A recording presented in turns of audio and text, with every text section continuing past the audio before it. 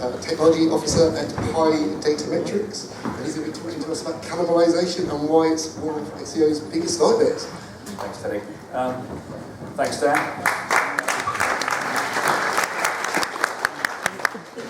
I guess if I run now, I could say you clap through my entire presentation. Unlike Dan's presentation, mine does contain quite a few charts, so I really hope you enjoy charts, but don't let that put you off. Don't run out the door. These charts are really quite amazing. Some of them are beautiful, in fact. Most of them are on my fridge, which my wife hates. But anyway, it feels like about 5 minutes ago that I was standing on this very spot in front of an audience just like this. Some very familiar faces around the front as well. But it's been about 5 years. Actually, it hasn't. No, it's been about 5 months. And during that time, a lot of stuff's happened. And to be more precise, there's been a lot of change in the world of search. But one thing hasn't changed. And those of you who know me will probably remember me saying on many occasions that every morning when I wake up, the amount of stuff connected to search that I know absolutely nothing about increases on a disproportionate basis. And to be quite honest, that brings me out in a cold sweat most nights. And I'm sure I'm not the only one, am I? There must be a few having nightmares about positions. So, having said that, when I was invited to come along and talk today, I was racking my brains, given all this stuff that's happening in search, what can I talk about? What's relevant? What's exciting? What's going to give you the most benefit? And it came to me in a meeting about a month ago. And I had a meeting with this search guy. We were talking about content visibility. We were talking about the importance of being visible and editors actually taking much more interest in not just putting great content out there, but making sure that people can actually find it. And this guy asked me a question. And it went something like this. And he said, John, how often do you monitor the visibility of your content? And I said, every day. You know, maybe I don't do it manually, but I have automated systems set up to send me alerts in my inbox every day to let me know if my content's dropping down in the SERPs. And then I looked at him and I asked him the same question. How often do you monitor the visibility of your content? And he broke out in the same kind of sweat that I often wake up in the night with. And he said once a week. And the only thing I could think to say is written up there on the top line. A week is a long time in search. And having said that, today, we're going to talk about the single biggest thing in my mind, self-cause, that's having a negative impact on your content, and that's cannibalisation. And we're going to look at the 4 types of cannibalisation. You may not have heard of these. A lot of this is very new. This is stuff that we've been discovering over the past few months, that this is happening on a weekly basis, a daily basis, in fact. We've got internal cannibalisation, subdomain conflict, we've got international conflict, and semantic flux. So we're going to start with this one here, internal cannibalisation. And whenever I put this slide up, I have a little laugh because I remember when I was putting this deck together a couple of weeks ago, my son, who's 11, peered over my shoulder and said, Dad, what the hell are you doing? What is all this about cannibalisation? And I said, don't worry. And he said, but I thought you worked in search. And I just said, yep, I will. I do work in search, and you'll get it in the end. So, and I hope by the end of this, you guys will understand where I'm coming from. Again, I'm going to use some charts. Let me take you through how these work. Here, basically, we have, I'll stand here. This is Expedia. Oh, sorry. Yeah, sorry, this is Ryanair. This is their positions in Google, google.co.uk for the past month. You may not be able to read that, but that's the 3rd of August to the 3rd of September. And if I was the web guy, and you said to me, what's going on here? I'd say, that's actually pretty much a straight line. But never be fooled by a straight line, because there's something going on behind this. Let's take a look. Okay, you may not be able to see it there, but those letters represent different URLs. Okay, we've got the main URL, Ryanair flights to Paris. That switches place, but let me make it a little clearer. The main URL for the search term flights to Paris is cannibalized by another URL. It's pulled off page 1. The other one comes back, then it's cannibalized again. So what we've actually got here are multiple URLs at the same time switching places. If we think back to our friend that checks his positions on a weekly basis, if I went in the 2nd week of August, checked my positions, went back a week later, checked them again, then went back a week later, I might not see any of this. Okay? Well, what does that mean? This is what the customer's seeing, or the searcher. One day they see one URL, the correct one. Next day they see a different page. The third time they see a different one. And it's all very random. It's uncoordinated, it's haphazard, and it's inconsistent. And what does this really, really mean? Google's never sure which page is the right one. Which one has the authority? Which one should be on position 1? The next effect is all of these pages are actually kept off page 1 because of that, because of this internal conflict and cannibalization. And for me, critically, when we've gone to the effort to create all these content and put it out there, our search doorways are inconsistent. We're not really here concerned about which way people are coming into our site. Those pages don't even connect to each other. How can we fix it?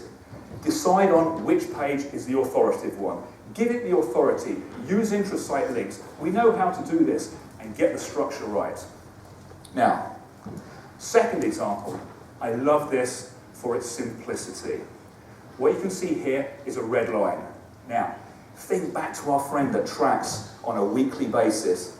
This is eBay, and we know that eBay's having real problems right now. Algorithmic problems, it's a bit all over the place. This is their positions for Nintendo Wii games. So again, I'm the web guy, okay? How are we doing? Well, on week 1, we were in position 55. Week 2, we've gone up. Week 3, we've gone up 4 and 5. This is a really nice line. It's a great trajectory. And you know what? If it continues, it might just get onto page 1. Now, there's one thing I distrust less than a straight line. It's a line that goes slightly upwards. Never, ever be fooled. Let's see the truth. And if this, just imagine you're asleep, and this is your line. This is the truth behind that. Who wouldn't wake up in a cold sweat? That's like something out of a horror film. This is the true story. This is why I wake up in the middle of the night, because I get to see all this detail. What we have here are a whole bunch of pages, all conflicting, all cannibalizing. This is internal. This is created by us. The net result, we are never going to get onto page 1. Okay. I've got one more example of internal cannibalization, and I love this one. This chart is on my fridge, in my fridge door, where I can see it every morning. I love it. So it's also in e-consultancy. I think it was on there this week, if you want some more information. Here we have the Daily Mail. The Daily Mail's positions for the World Cup between February and June 2014. If I straight lined it, we'd have started off in position 60, and we'd have gone up 29 positions to position, or to the bottom of page 3. But I haven't straight lined it. I've given you the truth. I've shown you the daily fluctuations. Now, the Daily Mail created a page about the World Cup. You can't read that, but that's /World Cup 2014. And they created some wonderful content off the back of that. So far, so good.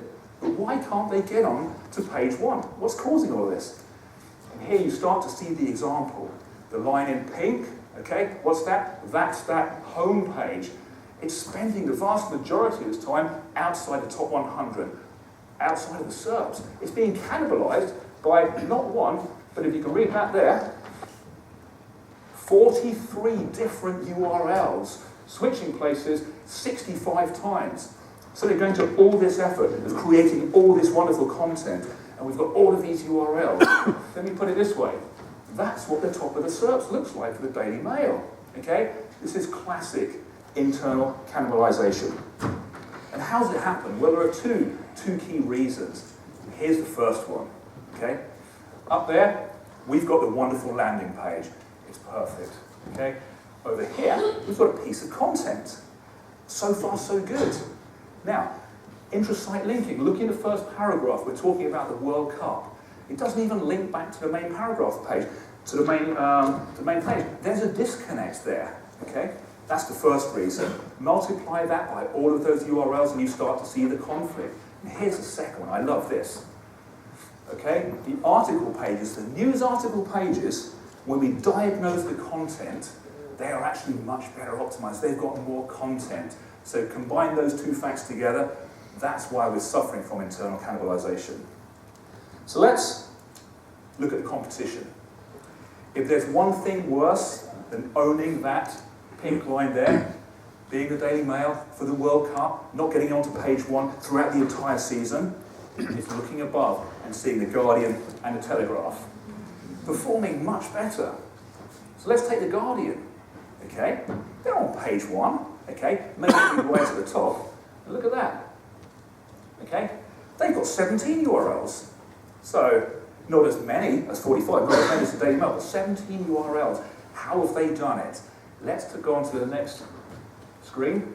And you can see that unlike the Daily Mail, with those 65 returning URLs at the top, we've actually got pretty much consistently the home page for the World Cup football positioned at the top. There are other pages beneath it supporting it, but no internal conflict. How do they manage it? The answer is simple. Remember the 2 things that the Daily Mail got wrong? Well, the first one, look at this news article page. It links perfectly in the first paragraph back to the landing page, as they all do.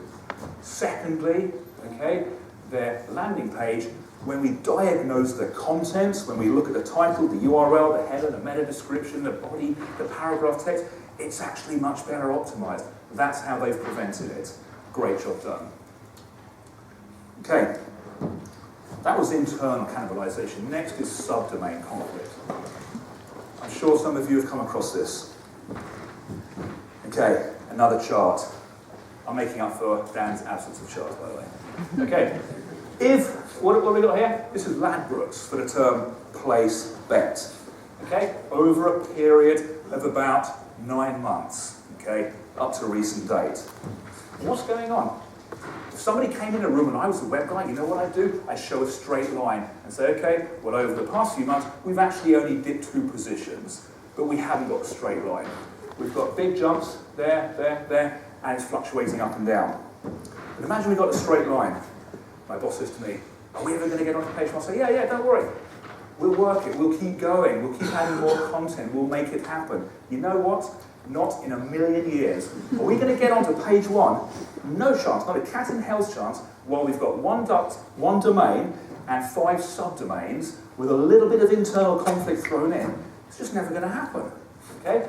And there may be brief periods of coexistence where 2 URLs actually work well together, but this classic subdomain conflict means it's never going to happen. Here's another really simple example, okay? This is Oasis, the high street retailer, for the term red cardigan, okay? We got 2 URLs here, but what's causing those big drops? That's not internal conflict. Here's the answer. They've got a subdomain, and you can see here very, very clearly that every time the subdomain comes up, the main domain drops out of the SERPs entirely. And this is where subdomain conflict is really bad, because often when it happens, the subdomain will rise, the main domain will fall out of the SERPs, but the subdomain isn't strong enough to get onto page 1, because the main domain's got all the authority. Okay, time and time again. But is there anyone here from Oasis? Okay, probably just as well, because it's even worse than that. I should have thought of that first. It's even worse. So, the last highest position of the main domain, they got a 500. It's just nowhere to be seen. Okay, the original main page for the main domain that was doing so well, the URL's okay, but the content's completely off. And finally, the poor subdomain that's pulled the main domain out of the SERPs can't get past page 5, so it's just not going to happen for the red cardigans. Not for Oasis anyway. Okay. I would say don't use subdomains. They do have their place, but not like this. So we move on to international conflict. I kind of thought that this was going away, but I've been seeing it more and more recently. So have a look at this example, and this one actually is Expedia. And it's for one search term. I could have used any of dozens. Is there anyone from Expedia? I thought somebody scratched their head, raised their hand. Okay. Search phrase, hotels in Michigan. What's going on? Now, if you're a chart geek, look at that space there, okay? You know what we call that? That's suspicious flux. There's something very, very suspicious going on there. If you ever see that in a chart, you need to dig down further and find out what's happening, because here we've got content dropping off page 1, coming back, up and down, up and down. We've also got some big moves here as well. So this is expedia.co.uk. What's happened? Although they've got lots of URLs, this is not internal conflict because we're still getting onto page 1. Here we go. There is the .com site. Notice the big drop there. If I go back, you'll see rise and you'll see fall. So this, we're talking about google.co.uk here. Move on to the next one. This is google.ca. Remember those spikes? There you go. These are the sister spikes. Okay? So as this domain in another country has moved up, hasn't gone onto page 1 in the UK, but it's pulled the .co.uk site down. And when we lay one on top of the other, that's the net result. That's classic subdomain conflict. Okay. So now we move on to probably my favourite. And this is Semantic Flux. And for those of you who came along in April and heard me talk, you may remember me saying that as we get better at making connections between things, so Google gets better at understanding the relationship between things, particularly our assets. Okay? Normally that's a really good thing, but in this case it's not. Okay, we got Currys, high street store, position for gaming computer. Something's gone disastrously wrong. And you can imagine, is there anybody? No. There is? No. Okay. Okay. Now, something's gone wrong here. Yeah, we've had a few dips in time. We've dropped out here, we've dropped out here, and I guarantee, no matter how hard you look across your site, you're not going to find what's caused this. Is it internal conflict? Yeah, sure. They've got a few different URLs returning, and I must say, and I can say it because there's nobody from Currys here, but those are some of the worst URLs I've seen in my life. Ever since people stopped using Broadvision, I believe they probably once did, but look at this, these are atrocious. But that aside, we can rule out internal cannibalisation. We can rule out subdomain conflict. We can rule out international because there's nothing international going on here. Any ideas? I'll give you a fiver if somebody can guess what's happened here. I haven't got a 10, I've only got a fiver. Any idea? Semantic Flux. This was it. PC World. The sister site. 2 separate websites. Remember, as we make the connections, Google gets better at understanding the relationship between things, but in this case, it's not a good thing. I'll flick back. There you go. Currys, PC World, lay one on top of the other, and that's it. What a disaster. You're never going to find this looking at your own site. I've got one last example for you. One last example. That's example 2, of course. This is it. Okay. Smile. I wouldn't be smiling if that was me around here. But this is the bank. The first time I saw this chart, I thought of a constellation, but I'm probably just a chart geek. Anyway, Ursa Major? No, just me. Okay. What? And this one's on the fridge too. What caused this? Again, you can look at your own content. Brilliant. It's fantastic. It's all in place. Inter-site links. Brilliant. Okay. There's no internal cannibalisation. There is no subdomain conflict. There's no international. This caused it. The co-op.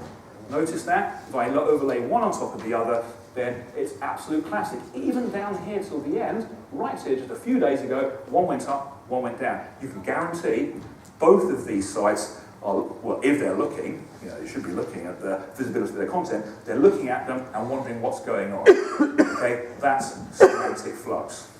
Now, how does Google know? How does Google know that there's a relationship between these two entities? That's because it's being told. Okay? Look at the meta description. Smile, part of the co-op bank. It's on the page content. It's even in the small print. Nobody reads, but I guarantee Google's reading it. They also share some code. Okay. So by way of summary, just a few points there to take away. Always monitor the visibility of your content. Okay? And monitor it daily.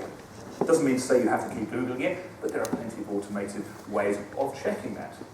Never, ever, ever be taken in by a straight line. And if your agency is giving you a straight line, say, what's going on behind that? Show me the truth behind that line.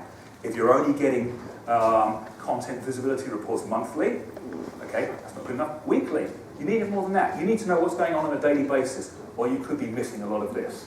Okay? Always investigate suspicious flux. Okay? Check for internal cannibalization. Let Google know which pages you want to return highest. Okay? If you've got subdomains, you might need to consider re-architecting or deciding who should own this particular search term or group of search terms or assets. Okay? One can be shut down, the other can be opened up. And finally, be aware of semantic cannibalization, because I guarantee you, with the age of semantic search, it's increasing. Thank you.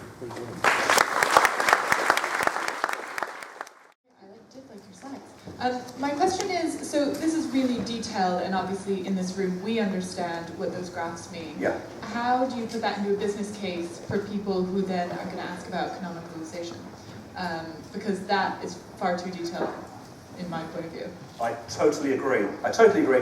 If you slid that chart in front of somebody, particularly maybe somebody very high level in an organisation, they wouldn't have the headspace for it. So you know what we do? We do use these kind of charts for many, many business cases, but you need a layer of explanation and dialogue on top to say, this is the damages causing you, this is the damages causing you, this is the benefit if you put it right. Here are some examples of people getting it very wrong, and here are some examples of people who fixed it. So in this way, we're using data to create wonderful dialogue and business case.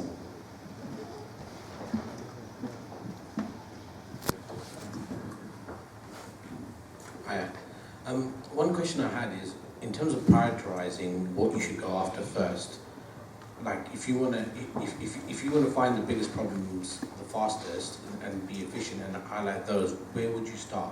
What would be the first thing you would start with? I'd start out of all those four, I'd start with internal cannibalization, because we all know, and as Dan said, content that's been destroyed by SEOers, and I know that because I'm one of them for so many years. Content's been destroyed. Content with semantic search is now king again. Great content, but the problem with putting great content up in so many spaces, you risk cannibalization. You just need to keep an eye on it.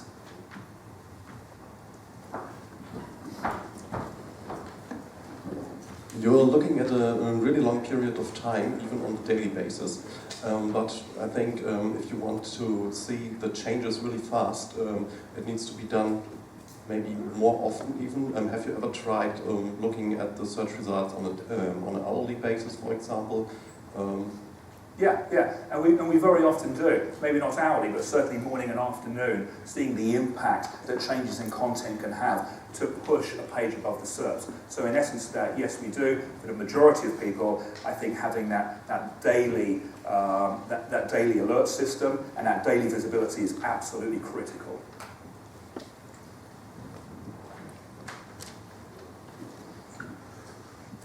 Okay, so you've got two sister companies like Smile and Co-op, and you can make one of them higher at the expense of the other one. What if you've got two separate directors from the two separate sister companies, and you're in charge of getting them both to the top? I'd expect nothing less than they would both want to, but I think there are some things that we need to do here. They are different companies, they're part of the same company. We need to work in a level of differentiation to ensure that one is not cannibalizing the other. These are early days for semantic cannibalization, and it's not an easy answer, but it will mean clearly differentiating one offer from another and not doing things like using some of the same code base.